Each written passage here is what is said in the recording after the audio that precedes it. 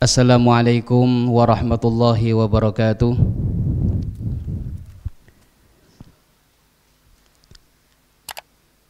Alhamdulillahi rabbil alamin. Wassalatu wassalamu ala asyrafil anbiya'i wal mursalin wa ala alihi wa ashabihi ajma'in. Amma ba'du. Para jamaah sekalian, alhamdulillah pada malam hari ini Allah Subhanahu wa taala masih mempertemukan kita kembali dalam majelis ini dalam rangka mengkaji bersama, menuntut ilmu bersama. Dan yang akan kita kaji pada malam hari ini adalah kitab Al-Ahadits Al-Qudsiyah Al-Arba'iniyah. Dan ini merupakan pertemuan perdana yang mana mudah-mudahan Allah Subhanahu wa taala memberikan kita semuanya taufik serta hidayahnya dan juga ilmu yang bermanfaat, kemudian juga ma'unah pertolongan sehingga kita bisa mengambil faedah dari kajian kita ini. Kemudian sebelum kita memasuki pada pembahasan inti, yaitu hadis pertama dari kitab Al-Ahadits Al-Qudsiyah Al-Arba'iniyah, maka perlu kiranya saya memberikan muqaddimah terkait dengan kitab Al-Ahadits Al-Qudsiyah Al-Arba'iniyah. Dalam pertemuan ini kita akan membahas tiga hal. Yang pertama, sekilas tentang kitab Al-Ahadits Al-Qudsiyah Al-Arba'iniyah. Kemudian yang kedua terkait dengan musannif atau penulis kitab Al-Ahadits Al-Qudsiyah Al-Arba'iniyah. Dan yang ketiga terkait dengan hadis pertama dari kitab ini. Para jamaah sekalian rahimakumullah, sekilas tentang kitab Al-Ahadits Al-Qudsiyah Al-Arba'iniyah. Apa yang dimaksud dengan Al-Ahadits Al-Qudsiyah Al-Arba'iniyah? Nama kitabnya Al-Ahadits Al-Qudsiyah Al-Arba'iniyah. Artinya adalah 40 hadis qudsi, ya. Jadi Al-Ahadits di sini adalah hadis-hadis. Kemudian Al-Qudsiyah artinya qudsi, dinisbatkan kepada zat yang maha suci, yaitu Allah Subhanahu wa taala. Jadi hadis-hadis ini adalah hadis-hadis qudsi, firman-firman Allah Subhanahu wa taala. Kemudian Al-Arba'iniyah artinya 40. Jumlahnya hadis dalam kitab ini adalah 40 hadis. Ini terkait dengan nama kitab dan maksudnya. Kemudian apa yang dimaksud dengan hadis qudsi? Definisi ataupun pengertian daripada hadis qudsi adalah ma rawahun Nabi sallallahu alaihi wasallam, yaitu ucapan ataupun apa-apa yang diriwayatkan oleh Nabi sallallahu alaihi wasallam an Rabbih azza wajal, dari Allah Subhanahu wa taala. Perkataan Allah ataupun firman Allah Subhanahu wa taala yang diriwayatkan oleh Nabi sallallahu alaihi wasallam, yang mana biasanya memakai sighah qala Allahu taala. Allah Subhanahu wa taala berfirman, atau yaqulullah pakai sighah mudhari'. Allah Subhanahu wa taala berfirman. Jadi kitab ini membahas tentang 40 hadis qudsi yang mana semuanya itu adalah firman Allah Subhanahu wa taala yang diriwayatkan oleh Kanjeng Nabi sallallahu alaihi wasallam. Para jemaah sekalian rahimakumullah, ternyata di sana banyak di antara para ulama yang menulis ataupun mengumpulkan hadis-hadis qudsi. Di antaranya yang pertama di sana ada kitab namanya Al-Ittihafat As-Saniyah bil Ahadis Al-Qudsiyah. Kitab ini ditulis oleh Abdul Rauf Al-Munawi. Al-Munawi rahimahullahu ta'ala mengumpulkan hadis-hadis qudsi yang mana jumlahnya ada 272 dalam kitab ini. Al-Ittihafat As-Saniyah bil Ahadis Al-Qudsiyah. Nah, Al-Munawi ini beliau meninggal tahun 1031 Hijriyah. Masih sedikit jumlahnya, hanya 272 hadis yang dikumpulkan oleh beliau. Akhirnya datanglah Al-Allamah Muhammad Al-Madani. Beliau mengumpulkan hadis-hadis qudsi dalam kitabnya, dan kitab tersebut ternyata namanya juga sama dengan nama kitab Al-Munawi rahimahullahu ta'ala. Nopo? Al-Ittihafat As-Saniyah bil Ahadis Al-Qudsiyah. Tapi ternyata jumlah hadisnya lebih banyak dibandingkan apa yang dikumpulkan oleh Al-Munawi rahimahullahu ta'ala. Berapa jumlah hadis qudsi yang ada dalam kitab Al-Madani? Ada 868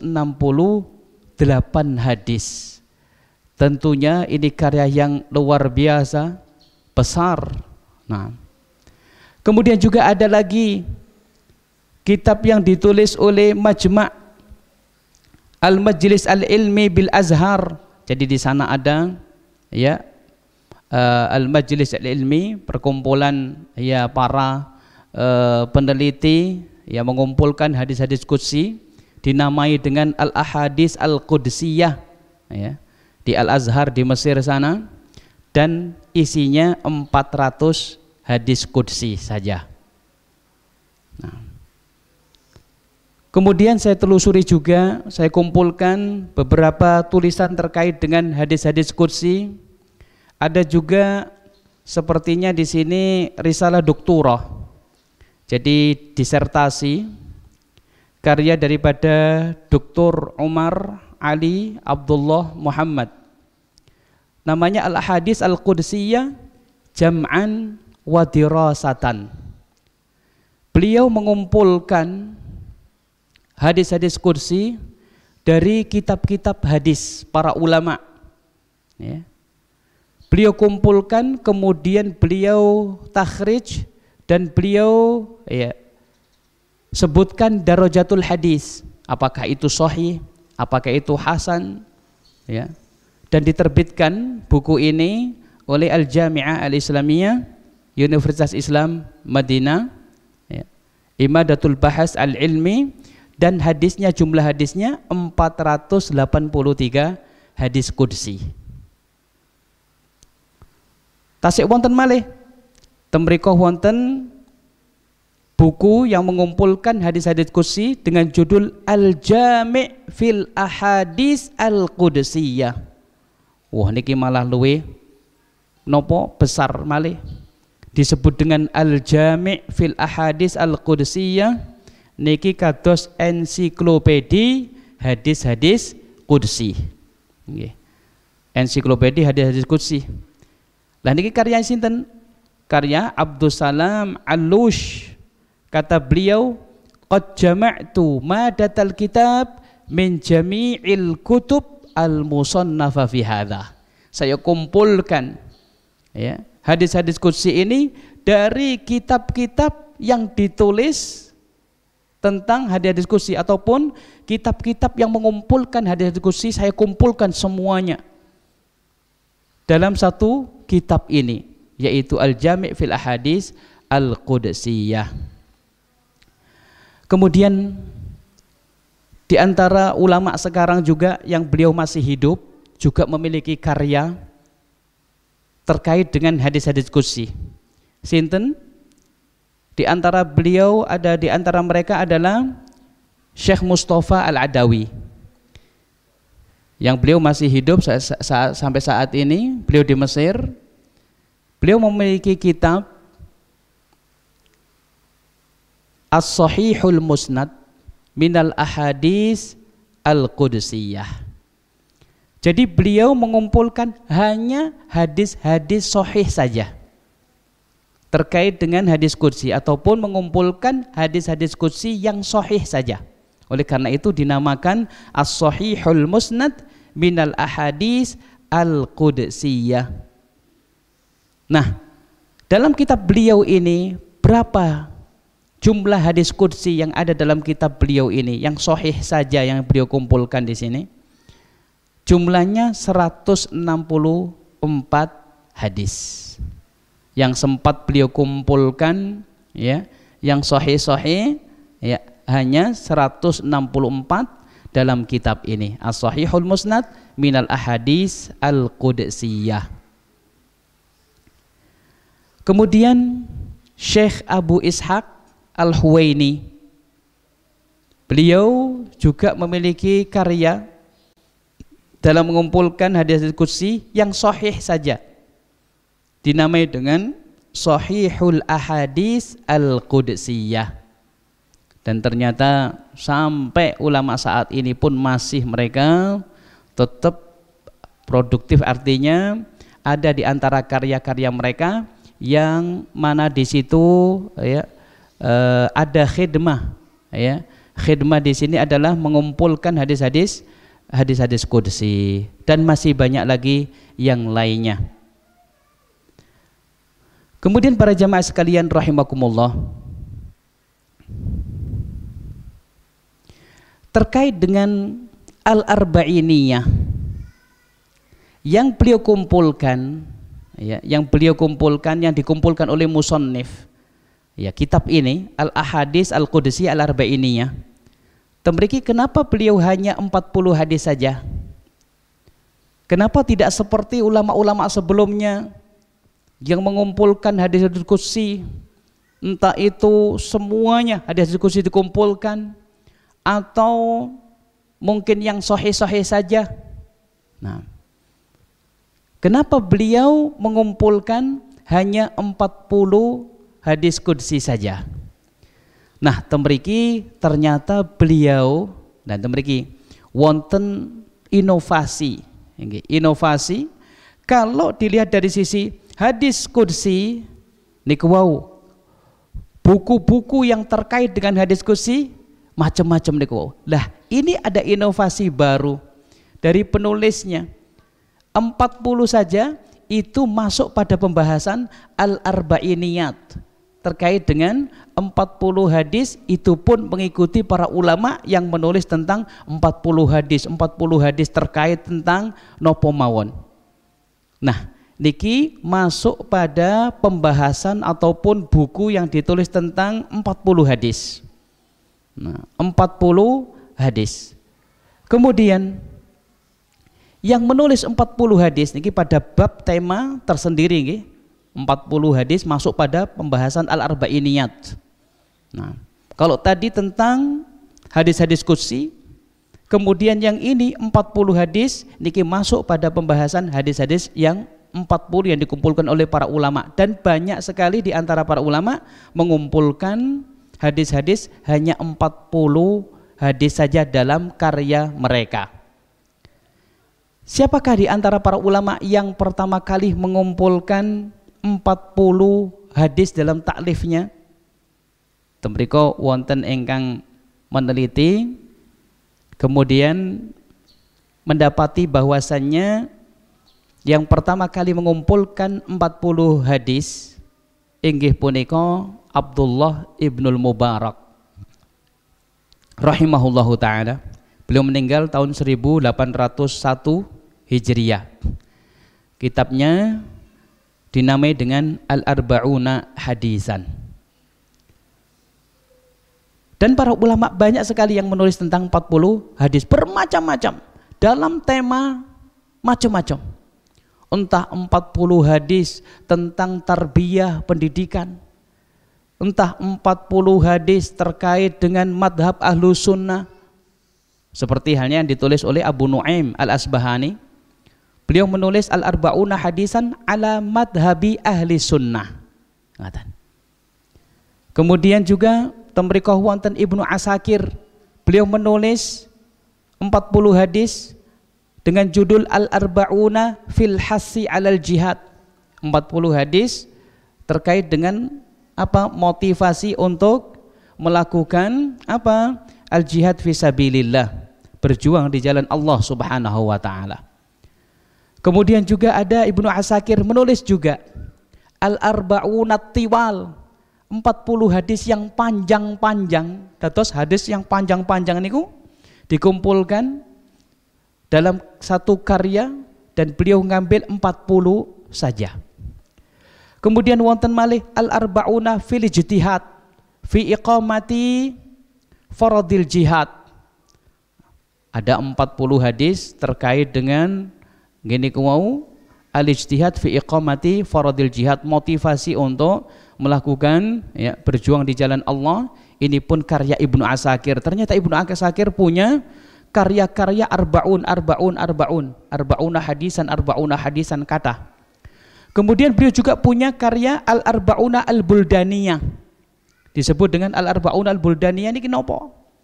40 hadis ya, beliau riwayatkan dari ya, syekh yang berbeda, 40 syekh dari 40 negara. Kemudian Abu Thahir As-Silafi juga punya Al-Arba'una Al-Buldaniyah. Kemudian dan masih banyak lagi yang lainnya sampai saat ini yang terkenal inggih punika Al-Arba'un An-Nawawiyah. 40 hadis karya Imam Nawawi, dan Masya Allah barokah, dikaji dimanapun, sampai di Indonesia, di negara manapun terkenal nggih Al-Arba'in An-Nawawiyah karya Imam Nawawi. Dan sebelumnya pernah kita kaji juga dan kita selesaikan Al-Arba'una hadisan fil akhlaq, terkait dengan akhlak. Kemudian setelah itu kemarin kita kaji juga Al-Arba'una Al-Qalbiyah, 40 hadis terkait dengan hati dan keadaan hati. Nah, dan sekarang kita akan mengkaji kitab ini, yaitu 40 hadis qudsi. Mudah-mudahan Allah Subhanahu wa taala memberikan kepada kita semuanya taufik dan juga ilmu yang bermanfaat. Kemudian apa yang melatar belakangi penulis menulis kitab ini? Kitab Al-Ahadits Al-Qudsiyah Al-Arba'iniyah. Nopo yang melatar belakangi? Beliau mengumpulkan 40 hadis qudsi. Padahal ulama-ulama sebelumnya sudah menulisnya. Nah, ternyata beliau termotivasi dengan sabda Rasulullah SAW, man hafidha ala ummati arba'ina hadisan min amri diniha. Barang siapa yang hafal ya, 40 hadis terkait dengan ya, perkara agamanya, agama umatku, ba'asahullah, Allah Subhanahu wa taala akan mengutus dia faqihan, mengutus dia ataupun membangkitkan dia nanti pada hari kiamat ya. Ba'asahullahu faqihan wa kuntu lahu yaumal qiyamati syafi'an wa syahida. Artinya Allah Subhanahu wa taala akan membangkitkan dia nanti pada hari kiamat ya, dalam keadaan dia menjadi orang yang alim ataupun faqih ya. Kemudian wa kuntu lahu syafi'an, dan saya akan memberikan syafaat kepada dia. Nah, wa syahidan, jadi saksi. Nah, ini luar biasa. Jadi orang yang hafal 40 hadis kemudian menjaga ataupun mengumpulkan 40 hadis dalam satu karya sehingga bermanfaat untuk umatnya Rasulullah SAW, maka dia nanti pada hari kiamat akan dibangkitkan oleh Allah Subhanahu wa taala ya. Kemudian mendapatkan apa? Mendapatkan syafaat dari Rasulullah SAW. dan Rasulullah SAW sebagai saksinya. Hadis ini yang melatar belakangi beliau mengumpulkan 40 hadis qudsi ini. Namun para jamaah sekalian, kalau kita lihat dari perkataan para ulama, apakah hadis tersebut dari sisi derajatnya sahih ataupun hasan ataukah dhaif? Di sini para ulama mengatakan bahwasannya hadis tersebut dengan berbagai lafadznya yang menunjukkan tentang keutamaan orang yang menghafal 40 hadis ataupun mengumpulkan 40 hadis dalam satu karya sehingga bermanfaat untuk umatnya Rasulullah SAW, dengan berbagai macam lafadznya yang menunjukkan tentang hal tersebut, maka para ulama telah sepakat bahwasannya hadis itu adalah hadis lemah. Dari berbagai jalurnya hadis tersebut lemah, tidak bisa saling menguatkan kemudian menjadi hasan li ghairihi sehingga bisa digunakan sebagai hujjah, tidak. Ini saya nukil perkataan para ulama, di antaranya Ibnul Mulaqqin rahimahullahu taala. Beliau adalah syekhnya Ibnu Hajar Al-Asqalani rahimahullah. Beliau mengatakan, hadis man hafidhu ala ummati arba'ina hadisan kutiba faqihan, dicatat sebagai orang yang faqih, orang yang paham terhadap agama, orang yang alim. Beliau mengatakan yurwa min nahwi isyrina tariqan. Hadis tersebut diriwayatkan dari 20 jalur periwayatan. Kulluha dhaifah. Semuanya itu adalah dhaif. Sudah dikumpulkan jalur periwayatan, ternyata juga tidak bisa saling menguatkan menjadi hasan li ghairihi, tidak. Ya. Hasilnya setelah dikumpulkan meskipun jalurnya banyak, tidak bisa saling menguatkan, jadi tetap lemah, tidak bisa digunakan sebagai hujjah. Kemudian Ad-Daruqutni rahimahullahu ta'ala, beliau mengatakan kullu turuqihi di'afun la yasbutu minha syai'. Kata Al-Imam Ad-Daruqutni rahimahullah, kullu turuqihi di'af. Semua jalur periwayatan yang meriwayatkan tentang hadis ini tadi, keutamaan mengumpulkan ataupun menghafalkan 40 hadis ya, yang bermanfaat untuk umat, ini semuanya adalah dhaif, tidak ada yang sahih, tidak ada yang bisa digunakan sebagai hujjah. Kemudian Al-Imam Al-Baihaqi beliau juga mengatakan asaniduhu dhaifah, sanad-sanadnya hadis tersebut dhaif. Nah, perkataan semuanya ini dikumpulkan oleh Ibnul Mulaqqin dalam kitabnya Al-Badru Al-Munir. Kemudian Al-Imam Al-Baihaqi dalam Syu'abul Iman juga beliau mengatakan hadza matnun masyhur, matannya hadis tersebut itu masyhur, terkenal. Nah, fima bainan nas, masyhur fima bainan nas, artinya matannya hadis itu terkenal dan tidak asing bagi ya, para tulabul ilm ataupun kaum muslimin pada masa beliau Al-Imam Al-Baihaqi. Akan tetapi beliau mengatakan walaisa lahu isnadun sahih, tapi tidak ada sanad yang sahih. Kemudian Imam Nawawi rahimahullahu taala, Imam Nawawi yang memiliki kitab Al-Arba'in An-Nawawiyah, padahal beliau juga mengumpulkan 40 hadis. Beliau sendiri mengatakan wattafaqal hufadhu ala annahu hadisun dhaif. Para ulama, para hufadhul hadis, mereka sepakat bahwasannya hadis itu adalah hadis yang lemah. Wa in kasurat turuquhu, meskipun jalur periwayatannya itu banyak, tapi tidak bisa saling menguatkan menjadi hasan li ghairihi, tidak. Namun hadis itu lemah. Kemudian Imam Nawawi, kalau kita lihat dari kitabnya beliau Al-Arba'in An-Nawawiyah, apa yang menjadikan beliau terdorong untuk mengumpulkan 40 hadis? Ternyata beliau mengatakan bahwasannya yang menjadikan beliau mengumpulkan hadis 40 hadis tersebut bukanlah hadis yang lemah itu, namun beliau berhujjah dengan hadis yang sahih, yaitu hadis marfu' dari Rasulullah SAW, yang mana beliau mengatakan balighu anni walau ayah, sampaikan dariku meskipun satu ayat, meskipun satu hadis, ya. Kemudian beliau mengumpulkan dalam kitabnya berapa hadis, meskipun dinamai dengan Al-Arba'in, di dalamnya terdapat 42 hadis, bukan 40 pas mboten, tapi 42 hadis.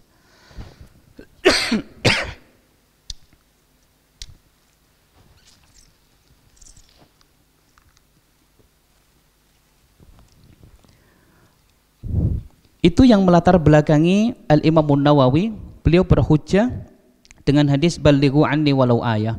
Dan di sana juga ada hadis yang sahih juga terkait dengan mengumpulkan hadis, mempelajari hadis, ya, menyampaikan hadis kepada yang lainnya. Nabi SAW pernah mengatakan, naddarallahu ra'an sami'a maqalati fawa'aha wa hafidhaha wa ballaghaha. Naddarallahu ra'an, Allah Subhanahu wa ta'ala membahagiakan seseorang, menjadikan wajahnya berseri-seri karena bahagia dalam hatinya, sehingga wajahnya berseri-seri. Allah bahagiakan orang yang mendengarkan perkataanku, kata Nabi SAW, mendengarkan hadis-hadisnya Rasulullah SAW, fawa'aha, kemudian dia pahami, wahafidhaha, dan dia hafalkan, waballaghaha, dan dia sampaikan kepada yang lainnya. Maka di sini ada janji yang luar biasa, yaitu an-nudrah, kebahagiaan yang tercermin pada wajah yang berseri-seri. Diberi kebahagiaan oleh Allah Subhanahu wa taala siapapun yang mempelajari hadis-hadis Nabi sallallahu alaihi wasallam. Nah, kalau kita lihat dari sisi berhujjah dengan hadis dhaif, tentunya para ulama berbeda pendapat. Ada yang mengatakan hadis dhaif tersebut bisa digunakan sebagai hujjah dalam fadhailul a'mal. Ada yang mengatakan hadis dhaif tersebut tidak bisa digunakan sebagai hujjah dalam hal apapun. Nah, tapi yang jelas kalau kita melihat para ulama mengumpulkan hadis-hadis arba'in tersebut, ada yang berdasarkan hadis itu tadi, ada yang tidak. Namun kalau kita lihat Al-Arba'in 40 hadis, ini sebenarnya ya, bilangan tersebut tidaklah terkait dengan masalah din, tidak terkait dengan agama. Nah, namun 40 ini adalah jumlah, ya, karena jumlah ini tidaklah di situ ada sesuatu yang istimewa sekali, tidak sebenarnya, karena di antara para ulama pun ya ada yang menulis dikatakan 40 tapi juga 42, ada juga yang 39, bahkan di sana juga Ibnu Rajab juga 50 hadis. 50 hadis menyempurnakan yang 42 karya Imam Nawawi. Nah, artinya 40 di sini hanya bilangan-bilangan biasa saja, yang mana hal itu tidak terkait dengan agama dan tidak di situ tidak menjadi suatu masalah. Seseorang ingin mengumpulkan 40, ingin mengumpulkan 30, ingin mengumpulkan 50, tidak menjadi suatu masalah. Para jamaah sekalian rahimakumullah. Kemudian poin yang kedua yaitu sekilas tentang musannif rahimahullahu taala. Nama, kemudian nasab dan juga julukan beliau. Nama beliau adalah Ali. Nasab beliau putra daripada Sultan Muhammad. Kemudian beliau terkenal dengan julukannya yaitu Mulla Ali Qari. Mulla Ali Qari. Dan beliau dilahirkan di kota Hara. Haratun, kotanya disebut dengan Hara. Oleh karena itu dinisbatkan kepada kota ini sehingga beliau Mulla Ali Qari Al-Harawi. Dinisbatkan kepada kota Hara. Dan kota Hara ini di mana? Di Afghanistan. Jadi beliau itu dari Afghanistan. Kemudian julukan beliau Mulla. Kenapa disebut dengan Mulla? Apa arti daripada Mulla? Mulla niki bahasa Persia yang artinya adalah alimun kabir, orang alim yang luar biasa kealimannya. Ini julukan. Kemudian Al-Qari. Kenapa disebut Al-Qari? Karena beliau adalah orang yang hafid Al-Quran dan hafalannya luar biasa, ya. Kemudian bacaannya Al-Quran juga luar biasa suaranya. Oleh karena itu dijuluki dengan Al-Qari, kalau bahasa kita Qari. Seperti itu. Dan beliau dari sisi madhabnya, madhab fiqhinya, beliau awalnya adalah Maliki, kemudian beliau pindah kepada madhab Al-Hanafi. Nah, beliau madhabnya Hanafi. Kemudian beliau mengumpulkan 40 hadis kursi ini dalam karyanya ini, dan ternyata setelah ditakhrij oleh Syekh Abu Ishaq Al-Huwaini, hadis-hadis kursinya beliau ini ternyata ada sekitar 11 hadis kursi yang dhaif, yang lemah. Nanti insyaallah kita akan membahas kitab ini lebih rinci lagi. Kemudian beliau dari Afghanistan kemudian hijrah ke Mekah dan tinggal di Mekah, belajar dari para ulama di Mekah waktu itu. Di antara guru beliau adalah Ibnu Hajar. Ibnu Hajar, tapi bukan Ibnu Hajar Al-Asqalani, tapi Ibnu Hajar Al-Haythami. Beliau belajar dari Ibnu Hajar Al-Haythami. Dan Mulla Ali Qari ini beliau memiliki banyak karya. Disebutkan oleh Syekh Abu Ishaq Al-Huwaini, karyanya beliau lebih daripada 100 judul buku. Nah, ini produktif dari beliau ini. Rahimahullahu ta'ala. Beliau meninggal tahun 1014 Hijriah, atau 1606 Masehi. Ini terkait dengan musannif kitab Al-Ahadits Al-Qudsiyah Al-Arba'iniyah. Para jamaah sekalian rahimakumullah, kita masuk pada hadis yang pertama. Langsung saja saya bacakan hadisnya. An Abi Hurairah radhiyallahu an, dari Abu Hurairah, mudah-mudahan Allah meridainya. Anin Nabi sallallahu alaihi wasallam, dari Nabi sallallahu alaihi wasallam, qala, beliau mengatakan, qala Allah taala, Allah subhanahu wa taala telah berfirman. Kalau kita lihat, berarti ini adalah firman Allah. Kalau firman Allah, apa bedanya hadis qudsi dengan Al-Quran? Bedanya, di antara bedanya disebutkan beberapa perbedaan antara hadis qudsi dan Al-Quran. Di antara bedanya, kalau hadis qudsi itu ketika seseorang membaca hadis qudsi, maka setiap hurufnya tidak ada di sana janji pahala. Artinya hadis qudsi itu ketika seseorang membacanya itu berbeda dengan Al-Quran. Kalau Al-Quran, seseorang membaca Al-Quran, setiap hurufnya pahala dan merupakan ibadah. Bacanya saja itu sudah ibadah, taqarrub kepada Allah subhanahu wa ta'ala. Yuta'abbad bitilawatih,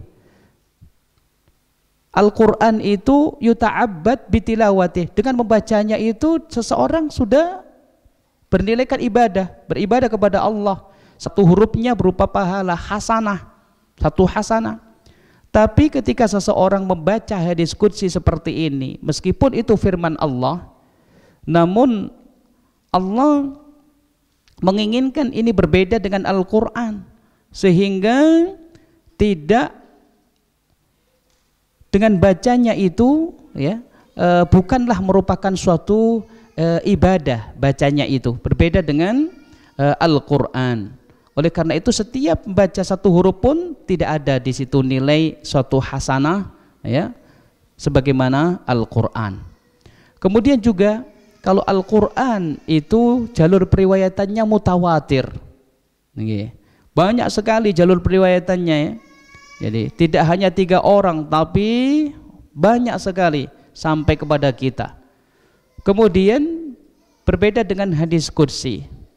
Kalau hadis qudsi ya, maka hadis qudsi ini seperti halnya hadis Nabi SAW. Ada yang mutawatir, ada yang ahad. Ya, bukan mutawatir. Ya, ada yang gharib, datang dari satu jalur, ya. Ada yang masyhur seperti itu. Jadi tidak seperti Al-Quran. Ini diantara daripada perbedaan hadis qudsi dengan Al-Quran, yang mana dua-duanya sama-sama firman Allah Subhanahu wa Ta'ala. Nah, kalau hadis qudsi ahad berarti ada yang dhaif, ada yang lemah seperti yang kita sampaikan tadi, dan juga bisa jadi ada yang dhaif jiddan, ada yang palsu, bisa jadi.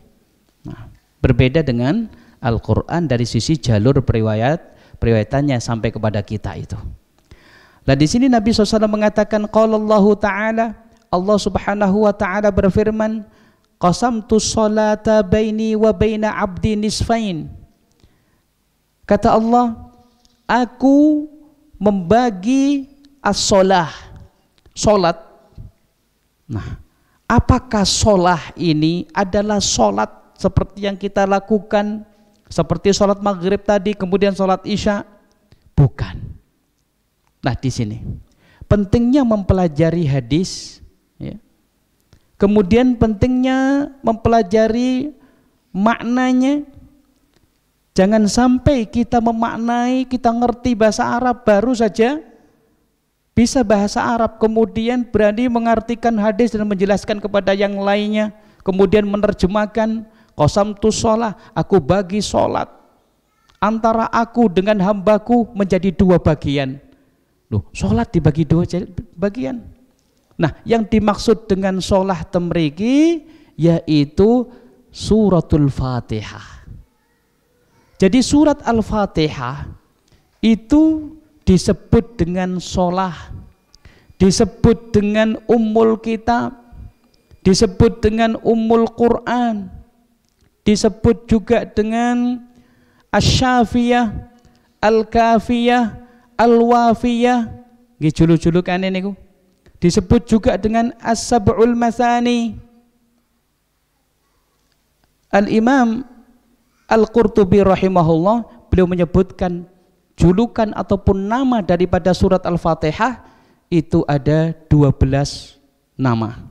Di antaranya niki as-sholah. Allah Subhanahu wa taala mengatakan qasamtu sholata baini wa baina abdi nisfain. Aku membagi Al-Fatihah itu menjadi 2 bagian. 1 bagian untukku dan 1 bagian untuk hambaku, kata Allah Subhanahu wa ta'ala. Ini luar biasa. Dados surat Al-Fatihah isinya niku pinten ayat? 7 ayat. Itu dibagi kali Allah Subhanahu wa ta'ala, sebagian untuk Allah, sebagian untuk hambanya Allah Subhanahu wa ta'ala. Kemudian Allah mengatakan wali abdi ma sa'al, dan bagi hambaku apa yang dia inginkan, apa yang ia minta kepadaku, ataupun apa yang ia minta dariku, maka aku berikan untuk dia apa yang dia minta. diberikan kali Allah Subhanahu wa taala. Lah temriki luar biasa. Oleh karena itu, ketika kita membaca surat Al-Fatihah, surat Al-Fatihah niki setiap rokaat sholat, dalam sholat niki sering kita baca, bahkan setiap rokaat kita baca. Nah temriki hendaknya kita menghadirkan makna daripada kandungan daripada surat Al-Fatihah tersebut. Temriki Allah sampun berfirman, aku membagi Fatihah itu menjadi dua bagian, antara aku dengan hambaku, dan bagi hambaku apa yang dia minta. Dalam surat Al-Fatihah wonten temriku doa permintaan hamba, dan siapapun hamba Allah yang meminta, ya, seperti halnya yang ada dalam surat Al-Fatihah tersebut, Allah berikan permintaannya. Wali abdi masa'al, bagi hambaku apa yang dia minta dariku, diberikan oleh Allah Subhanahu wa taala, dikabulkan. Fa idza qala al-abdu, la temriki dilanjutaken, fa idza qala al-abdu, ketika seorang hamba mengucapkan alhamdulillahi rabbil alamin, setelah membaca bismillahirrahmanirrahim, ketika seorang hamba dalam sholatnya membaca alhamdulillahi rabbil alamin, segala puji bagi Allah Tuhan semesta alam, Allah mengatakan, qala Allahu ta'ala, Allah mengatakan, hamidani abdi, hambaku memujiku, hambaku memujiku. Setiap hamba membaca surat Al-Fatihah, di saat dia salat, alhamdulillahi rabbil alamin, Allah mengatakan hamidani abdi, hambaku memujiku. Subhanallah. Wa idza qala ar-rahmanir rahim, zat yang maha pengasih lagi maha penyayang, qala Allah ta'ala, Allah mengatakan asna alayya abdi, hambaku memujiku. Kalau kita lihat alhamdulillahi rabbil alamin, di sini alhamdu ada al di situ, al-istighraqiyah, yang menunjukkan bahwasannya segala puji, tidak hanya satu puji, segala pujian itu lillahi rabbil alamin, hanya untuk Allah Subhanahu wa ta'ala. Kenapa? Karena Allah Subhanahu wa ta'ala yang mewujudkan kita dalam kehidupan dunia ini, yang menciptakan kita di dunia ini, yang menciptakan alam semesta ini, menciptakan segalanya Allah Subhanahu wa ta'ala. Kemudian Allah Subhanahu wa ta'ala yang memberikan rizki ketika sudah kita ada di dunia ini, Allah yang memberikan rizki. Kemudian dari sisi hidayah, taufik, iman, Allah Subhanahu wa ta'ala yang memberikan keimanan kepada kita. Oleh karena itu kalau kita lihat, ya, apapun yang ada di dunia ini, semuanya di alam semesta, di jagat raya ini, Allah Subhanahu wa ta'ala yang menciptakan, Allah Subhanahu wa ta'ala yang menyiapkan semuanya. Oleh karena itu Allah berhak untuk mendapatkan segala pujian. Ketika seorang hamba membaca alhamdulillahi rabbil alamin, Allah mengatakan hamidani abdi, hambaku telah memujiku. Di sini hamida, alhamdu, pujian, bedanya apa dengan al-madhu? Bukankah al-madhu juga pujian, ngelem niku madh? Nah, bedanya nopo kali alhamd? Bedanya kalau alhamdu, hamida niku pujian yang bersumber dari mahabbah, rasa cinta. Seorang hamba, ya, ketika dia memuji Allah, temriku wonten rasa cinta dan rasa ta'zim kepada Allah Subhanahu wa ta'ala.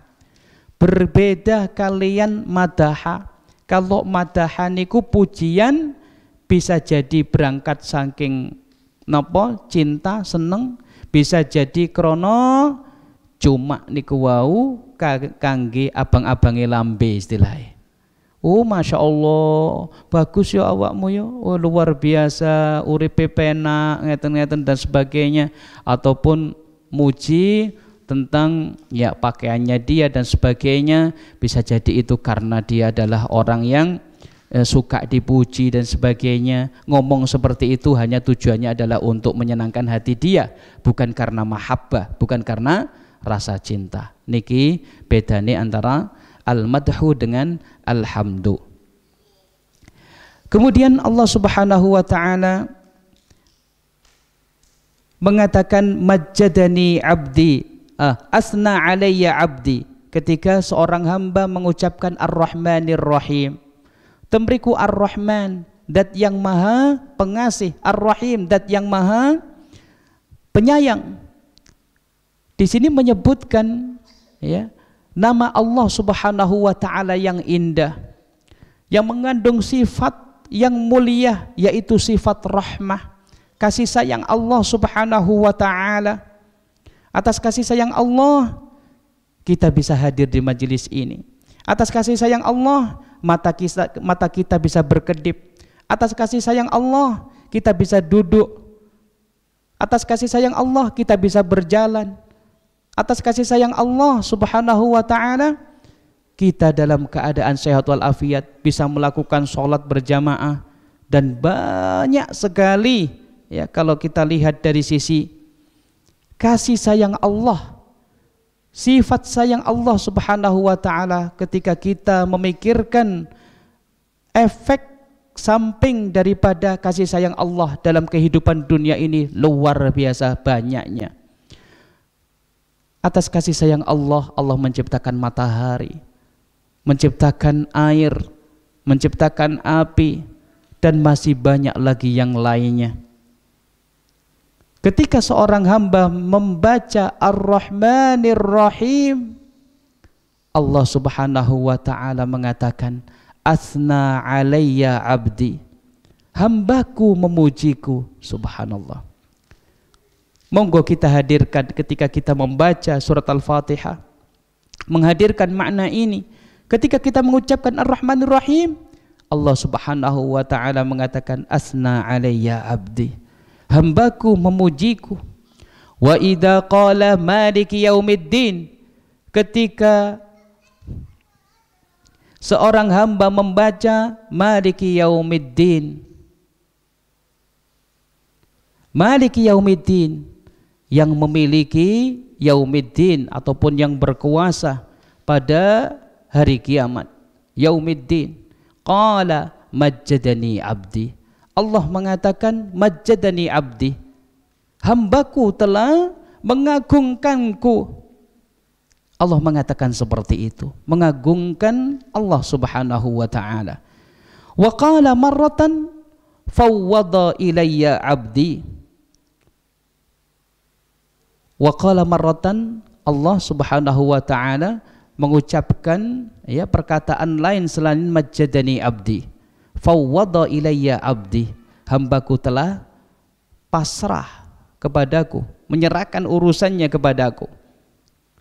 Kemudian fa idza qala iyyaka na'budu wa iyyaka nasta'in, ketika seorang hamba mengucapkan iyyaka na'budu wa iyyaka nasta'in, hanya kepadamu aku menyembah dan hanya kepadamu ya Allah aku meminta pertolongan. Qala Allah hadza baini wa baina abdi, ini antara aku dengan hambaku. Wali abdi masa'al, dan bagi hambaku apa yang ia minta. Ngapunten niki sampun isya napa dereng? Ketua berarti. Oh ya Allah, mboten sumerap. Nggih, monggo kita dengarkan adzan terlebih dahulu. Monggo kita lanjutaken.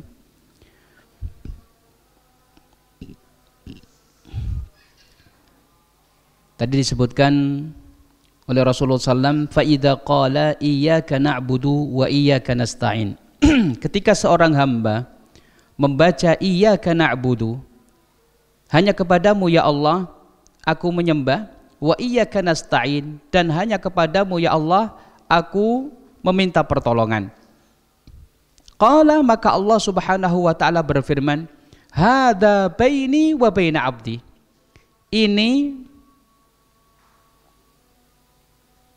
aku bagi menjadi dua, baini wa baina abdi. Artinya yang satu untuk Allah, yang satunya untuk hamba Allah Subhanahu wa taala. Pertama, iyyaka na'budu, hanya kepadamu ya Allah aku menyembah. Tentunya ini adalah hak Allah Subhanahu wa taala, milik Allah Subhanahu wa taala. Wa iyyaka nasta'in, dan hanya kepadamu ya Allah aku meminta pertolongan. Kemudian disitulah terdapat juga hak hamba. Allah Subhanahu wa taala akan menolongnya. Berarti memiliki hak daripada hamba untuk mendapatkan pertolongan. Dan ternyata Allah mengatakan wali abdi masa'al, dan bagi hambaku apa yang dia minta. Oleh karenanya ketika membaca surat Al-Fatihah dalam sholat kita, jangan lupa untuk menghayati bahwasannya kita ini sedang berdoa juga meminta kepada Allah. Wa iyyaka nasta'in, dan hanya kepadamu ya Allah aku meminta pertolongan. Dengan menghayati seperti itu, kemudian kita hayati pula bahwasanya Allah Subhanahu wa taala mengatakan wali abdi masa'al, dan bagi hambaku apa yang dia minta. Artinya Allah memberikan apa yang diminta oleh hambanya. Kemudian faidha qala, ketika seorang hamba membaca ihdinas siratal mustaqim, ihdinas siratal mustaqim, ya Allah tunjukkanlah kami jalan yang lurus, siratal ladzina an'amta alaihim, yaitu jalan orang-orang yang engkau beri nikmat, ghairil maghdubi alaihim, bukan jalan orang-orang yang engkau murkai, waladdallin, dan bukan pula jalan orang-orang yang tersesat. Orang-orang yang dimurkai oleh Allah yaitu orang-orang Yahudi, waladdallin, orang-orang yang tersesat yaitu orang-orang Nasara. Nah, sebagaimana dalam tafsirnya, maka ketika seorang hamba membaca ayat ini, Allah mengatakan qal hadza li abdi wa li abdi ma sa'al. Ini adalah untuk hambaku dan bagi hambaku apa yang dia minta diberi kalian Allah Subhanahu wa taala. Minta petunjuk dari Allah Subhanahu wa taala, diberi oleh Allah Subhanahu wa taala petunjuk. Meminta agar ditunjukkan jalan yang lurus, Allah akan beri hal tersebut. Oleh karenanya di sini kalau kita lihat, kita hitung-hitung, coba kita lihat yang pertama surat Al-Fatihah tadi 7 ayat. Kemudian ayat yang pertama Bismillahirrahmanirrahim.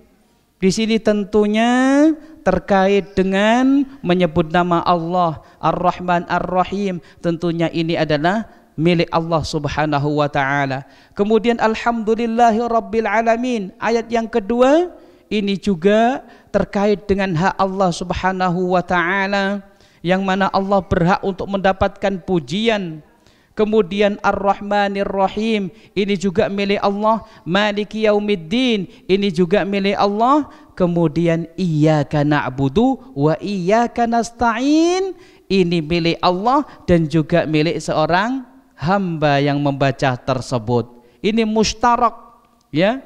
Di sini bersamaan antara ini ada hak Allah Subhanahu wa taala dan juga ada haknya seorang hamba. Setelah itu ayat berikutnya, ayat yang ke-6, ihdinas siratal mustaqim, ini adalah milik hamba. Ayat yang terakhir, siratal ladzina an'amta alaihim ghairil maghdubi alaihim waladdallin, ini juga milik hamba. Jadi surat Al-Fatihah itu betul-betul kata Allah tadi, ya, dibagi menjadi dua antara Allah dengan hambanya. Marilah kita tadabbur ketika kita membaca surat Al-Fatihah dalam sholat kita ataupun ketika di luar sholat, ketika membaca surat Al-Fatihah perlu tadabbur, terlebih lagi ketika saat ya kita melaksanakan sholat, karena membaca surat Al-Fatihah itu setiap rakaat kita akan membacanya, dan perlu di situ tadarru', artinya khusyuk di dalam sholat dengan cara mentadabburi surat Al-Fatihah tersebut.